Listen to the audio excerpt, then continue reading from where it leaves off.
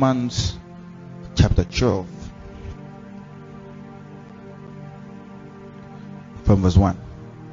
Romans chapter 12 from verse 1. I beseech you therefore, brethren, by the mercies of God, that you present your bodies a living sacrifice, holy and acceptable to God. I beseech you therefore, brethren, by the mercies of God, that you present your bodies a living sacrifice, holy and acceptable to God, which is your reasonable service. Romans chapter 12 and verse 2 says, and do not be conformed to this world, but be transformed by the renewing of your mind, that you may prove what is that good and acceptable and perfect will of God. I beseech you therefore, brethren, by the mercies of God, that you present your bodies a living sacrifice, holy and acceptable to God, which is your reasonable service. Your reasonable service. Tell your neighbor, reasonable. Tell your neighbor, reasonable. You can tell me the meaning of reasonable.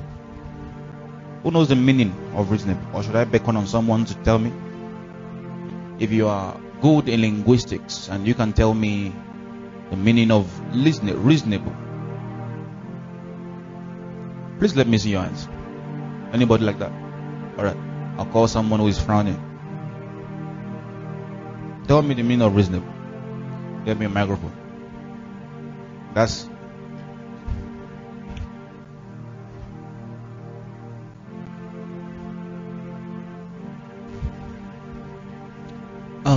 so something that makes what sense. What does reasonable mean to you? Something that makes sense. Something that makes sense. Yes. What's another idea or another definition? Another terminology? Who was? Something that has value. Something that has value. I prefer something that makes sense. Something that has value. I can't quite relate with that within the context of what we're talking about. Something that makes sense. So Paul is saying that you presenting your bodies as a living sacrifice makes sense to God. Is that not so? Alright. It says, I beg you, brothers and sisters, I'm begging you. I'm not playing you.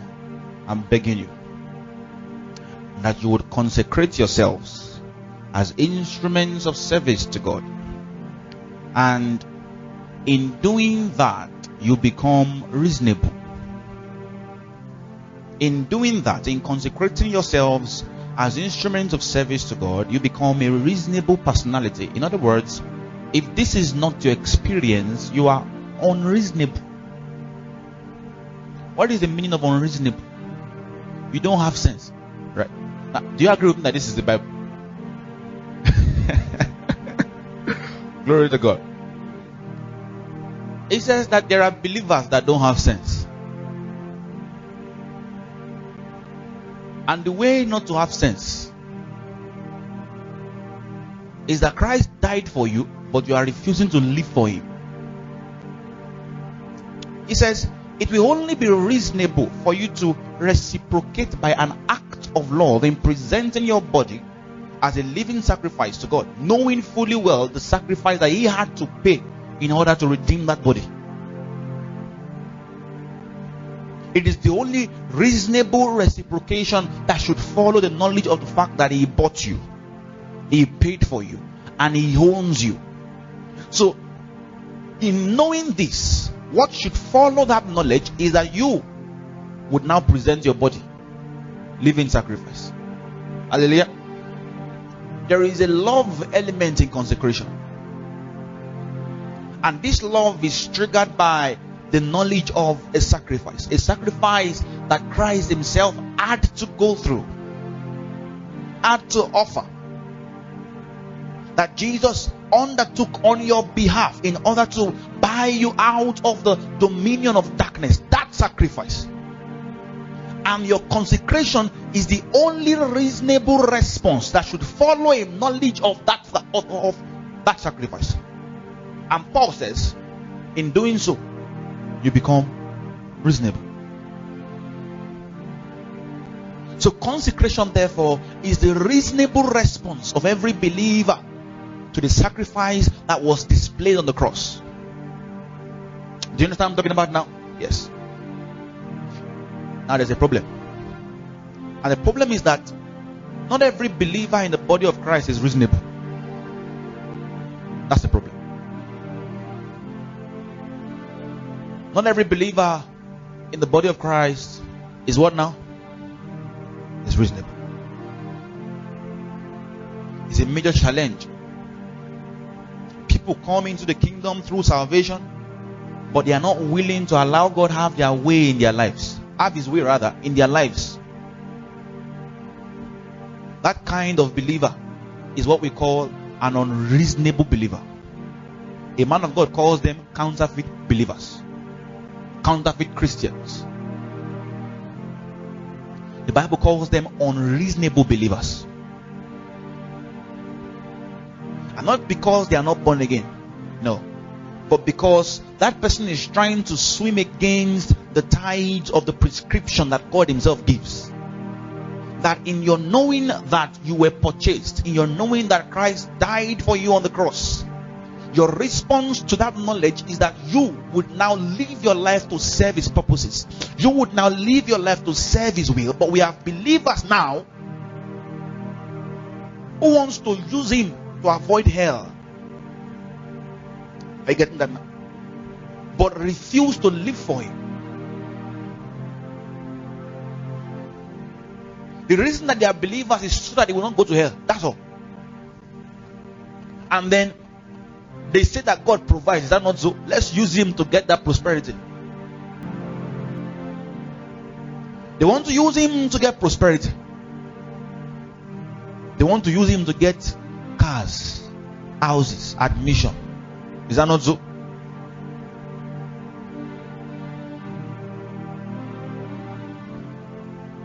That is all they want to use him for.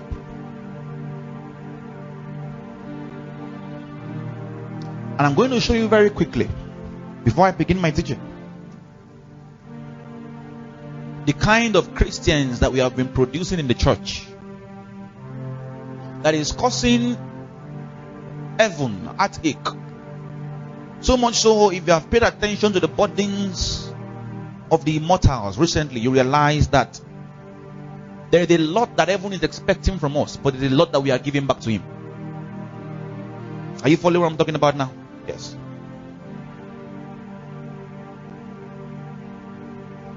Not every believer is reasonable. We have counterfeit believers. He wants to live for the advantages that comes from salvation. He wants to live to take advantage of God, to take advantage of anything that God has available, to adorn his own intentions, his own motives. He wants to use God to have a good life. He wants to go to heaven, but he does not want to submit his life to God on earth. He's a counterfeit believer. He's a what now? A counterfeit believer. And it is predicated upon being unreasonable. The Bible calls that believer unreasonable. He's not under the government of heaven. Heaven does not have a say over his life. Now, let me say this now. For those of you that watched those movies that came out those days, especially movies that explains subjects of the kingdom, right? You would have noticed that. Well, let me not use that. Let me use something that all of us is familiar with, but still within kingdom context. If a nation comes to colonize another nation, right? Like Great Britain came to colonize Nigeria. Is that not so? We had our own way of living. We had our own way of doing things. Is that not so? Or let me use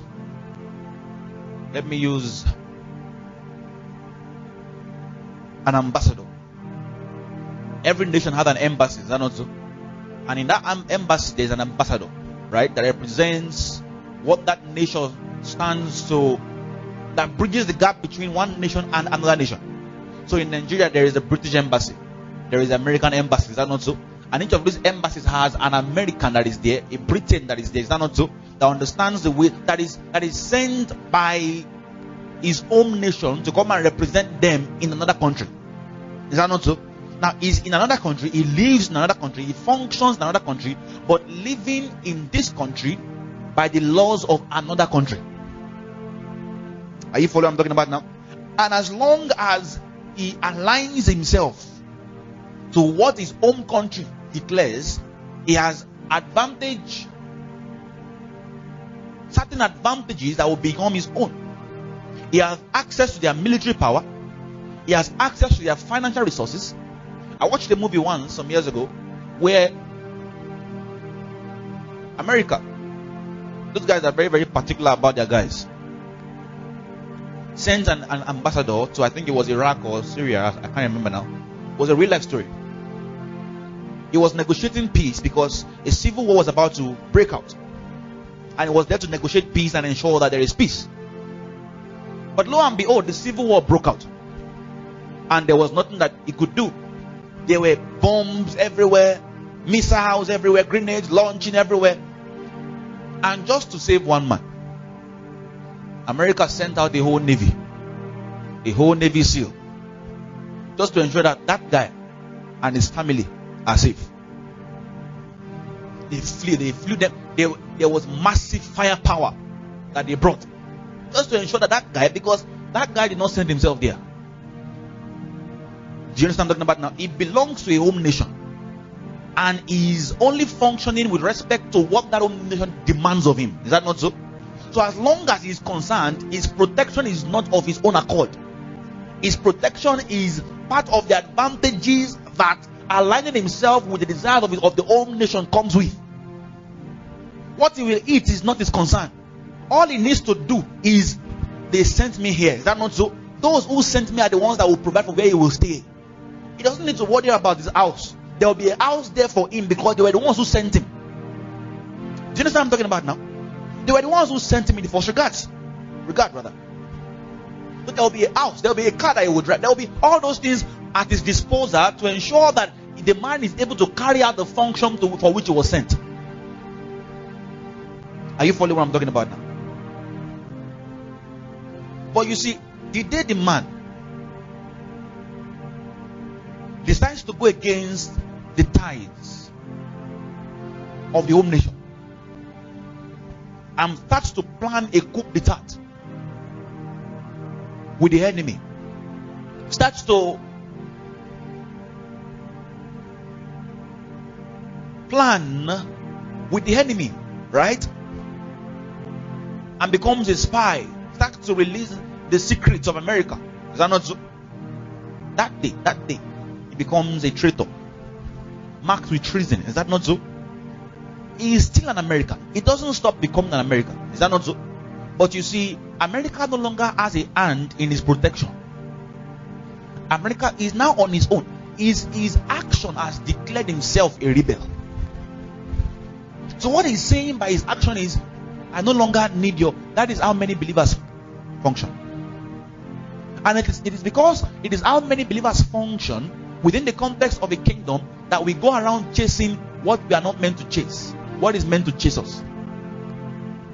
That becomes our object of pursuit. Whereas reasonable believers know that the reason they are alive is to serve the will of God.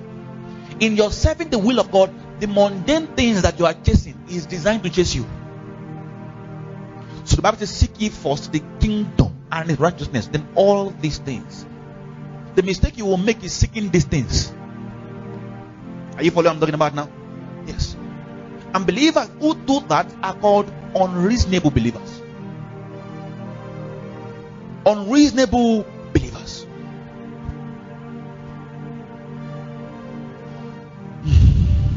Can you pray in tongues for 1 minute? Can you pray in tongues for 1 minute?